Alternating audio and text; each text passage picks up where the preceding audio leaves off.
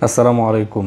আমরা হয়তো জানতাম যে মাননীয় প্রধানমন্ত্রী আগে অনেক সময় আপনার বিভিন্ন প্রোগ্রামে এবং কি বিভিন্ন সমাবেশে শুধু একটি নামই উচ্চারণ করতেন, জামাত বিএনপি। মানে কিনো দেশে অরাজকতা সৃষ্টি হলে উনি কিন্তু এই শব্দটা অনেক বেশি ব্যবহার করতেন। প্রায় সময় আমরাও ভাবতাম যে এত কিছুই কি জামাত করে বা তারাই কি এগুলা করে।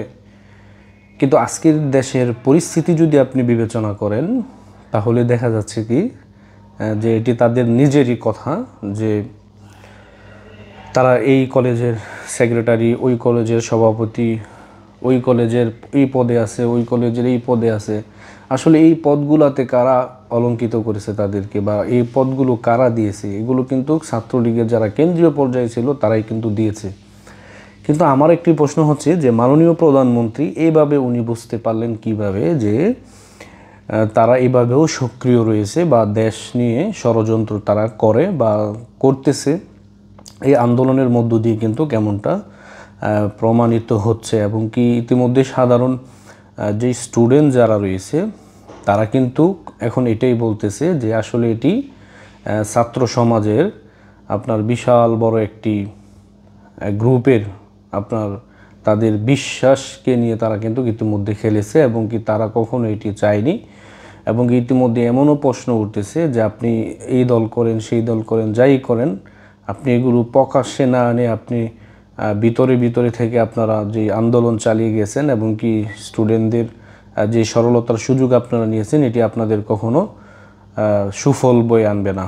এটি আপনারা হিসাবে একটি গাদ্দারির পরিচয় দিলেন। এটি হচ্ছে মানুষের মুখের ভাষা বা মানুষের একটি মতামত। কিন্তু প্রশ্ন হচ্ছে যে এত কিছু হওয়ার পরেও আপনার মানুষ যারা ইতিমধ্যে আপনার সাধারণ স্টুডেন্ট তারা এগুলো বুঝতে পারেনি কেন?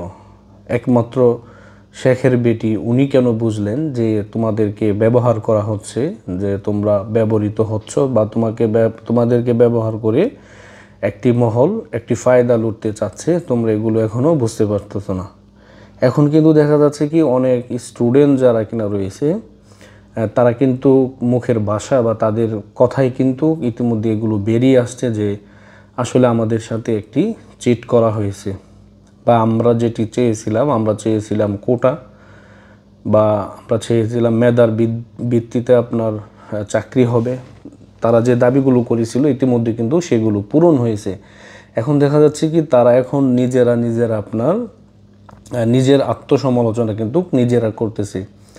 আমি মনে করি যে অপরাধ করার পরে যদি সে অনুশোচনা করে তাহলে সে কিন্তু প্রকৃত অর্থে ভালো মানুষ। এরকম অনেক স্টুডেন্ট রয়েছে যারা ইতিমধ্যে তাদের নিজের আত্মসমালোচনা করতেছে। এর কারণ হচ্ছে যে তারা বুঝতে পেরেছে যে তাদের আপনার সরলতার সুযোগ নিয়ে ইতিমধ্যে আপনার খেলেছে। যারা ইতিমধ্যে সমন্বয়ক নামদারি ছিল তারা এখন বিভিন্ন দলের পরিচয় দিয়ে কিন্তু তারা পার পেয়ে যাচ্ছে। কিন্তু কেউ ধরতে পারেনি যে তারা জামাত বিএনপি বা জামাত শিবিরের লোক, এটা কিন্তু কেউ ধরতে পারেনি। কিন্তু শেখের বেটি কিন্তু ঠিকই ধরেছে যে তোমাদেরকে ব্যবহার করে একটি মহল ফায়দা লুটার চেষ্টা করতেছে। আজ কিন্তু সেটি সত্য হলো। এখনও বলবো যারা ছাত্রলীগের রাজনীতি আগামীতে করবেন বা যারা পদবী মানুষদেরকে দিবেন, আপনারা অবশ্যই এই বিষয়গুলো খেয়াল রেখে তারপর রাজনীতিতে আপনাদের ভূমিকা পালন করার চেষ্টা করবেন। আর না হলে কিন্তু মানে কথায় বলেন না যে নিজের কুড়াল কিন্তু নিজের উপরেই কিন্তু বর্তায়। এটা সবসময় আমাদের খেয়াল রাখতে হবে। তো আমি মনে করি যে আজকের এই বাংলাদেশের অবস্থার জন্য এবং কি এই পরিস্থিতির জন্য যারা ইতিমধ্যে সমন্বয়ক নামদারি লুকিয়ে যারা বাংলাদেশকে নিয়ে ষড়যন্ত্র করেছিল, আমি মনে করি তারা সাকসেস হয়েছে আপনার অল্প সময়ের জন্য। কিন্তু তাদের এই সাকসেস কিন্তু দীর্ঘস্থায়ী কখনো হবে না। এটি কিন্তু বাংলার জনগণ অবশ্যই প্রতিহত করবে বলে আমি মনে করি। ভালো থাকবেন, সুস্থ থাকবেন। আসসালামু আলাইকুম।